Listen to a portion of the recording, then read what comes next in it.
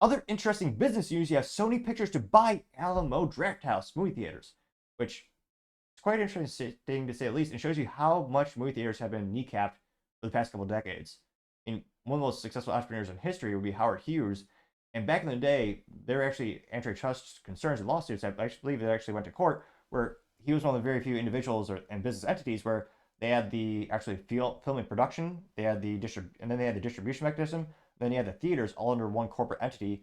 And Hollywood or the antitrust were worried about that, so they shot that down, I believe. My memory's a little bit fuzzy. It's been a while since I read those books, but it's been a very, I mean, the government was concerned about antitrust lawsuits, or rather, antitrust had one company that controlled the full supply chain of media, and they wouldn't allow it. That's why a lot of movie theaters, I mean, to this day, are pretty much independent. Now, that being said, most movie theaters are dying. There's only a couple big chains left, and you got AMC, which I believe is Kansas, and of course you have Cinemark, which is headquartered out of Plano, Texas. And they have Alamo, which I believe they're actually headquartered out of Austin, Texas. Now, Alamo isn't really a volume business, to my understanding. We'll see how many locations they have. Now, this is first brought to us thanks to Ramisha Murph over on CNN, on CNN Business specifically. They say Sony Pictures is buying Alamo Drafthouse. Got a little picture, nice little picture there, a little outside. Scroll down a little bit here.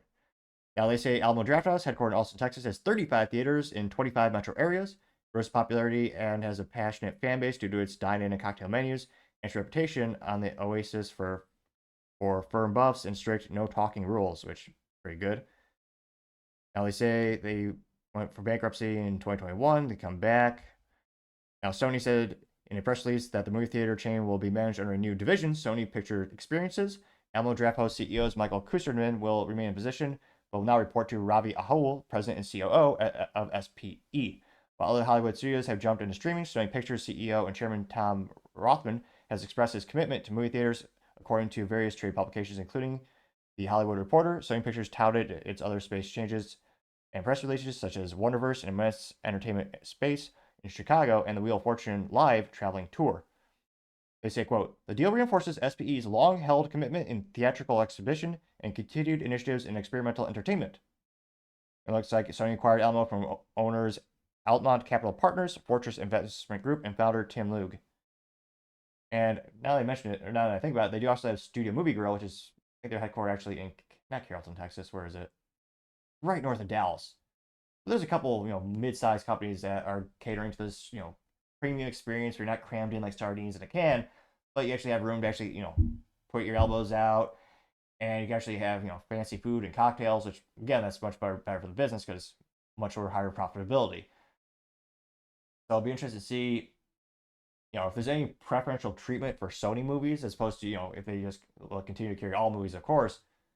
But yeah, that's how the movie industry has gotten so just so far down, and it's so small that the government's not going to give a damn about this purchase because again, there's also only 35 sites. It's very low volume, and and there's still some folks who love going to the movie theater. And I can't think. Trying to remember last time I actually went to one. I think it's for I guess my tech company did host like a John Wick premiere, and we did rent out an entire like a little suite at the AMC, which is pretty fun. Like as an individual, I can't imagine spending, I don't know, 20, 30, $40 just to go see a movie on a big screen.